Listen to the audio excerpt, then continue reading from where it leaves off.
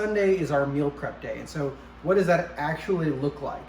And so right over here we have an Instapot, and that has an entire head of cabbage, a whole onion, 2 things of garlic, green chili, a bunch of extra of salt, and like 12 carrots. That's going to be our soup kind of for the entire week.